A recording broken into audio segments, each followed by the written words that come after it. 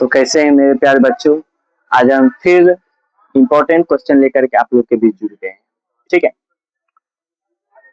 तो आज का जो मेरा टॉपिक है वो है प्रतिस्थापन विधि, जो आपको मैट्रिक बोर्ड एग्जाम में आपको इस तरह का क्वेश्चन देखने को मिलेगा। इस तरह का नहीं, हूबहू क्वेश्चन आपको ये देखने को एग्जाम में मिल जाएगा।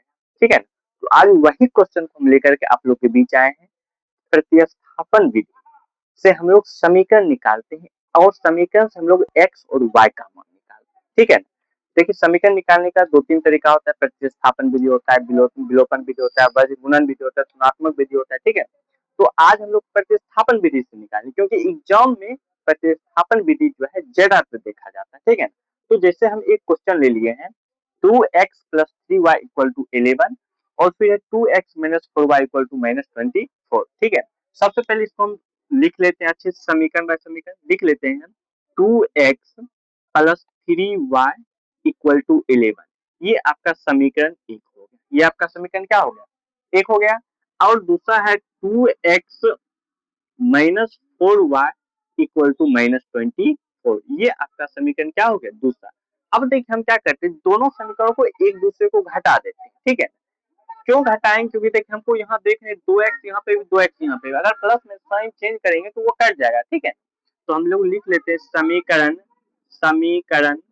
एक तथा समीकरण एक तथा दूसरा को घटाने पर, समीकरण तथा दूसरा को घटाने पर। ठीक है, चलिए हम लोग क्या करते हैं, इसको घटा लेते हैं। ठीक है ना, तो सबसे पहले क्या करें, लिख लेंगे 2x + 3y = 11, फिर है 2x - 4y = क्या आ जाएगा? -24।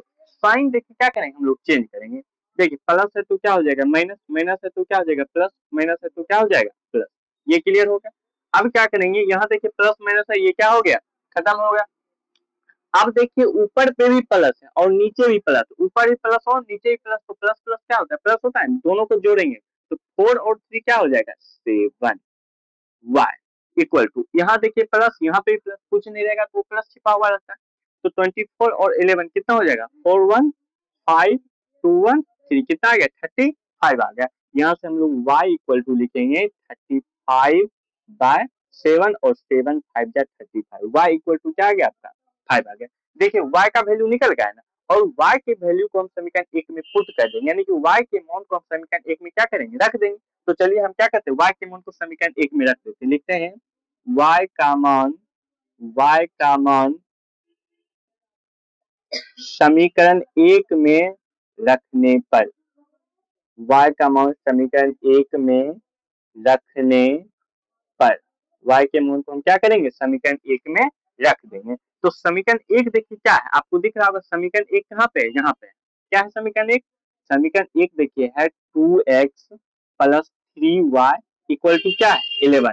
तो y के मान को रखना है तो y यहाँ पे रखना है। यहाँ पे लिख लेते हैं 2x + 3 इंटू का क्या आ जाएगा? 5 = 11। यहाँ से क्या आ जाएगा? 2x + 3 आ जाएगा, क्या हो जाएगा? 15 = 11। ठीक है, और यहाँ से क्या आ जाएगा?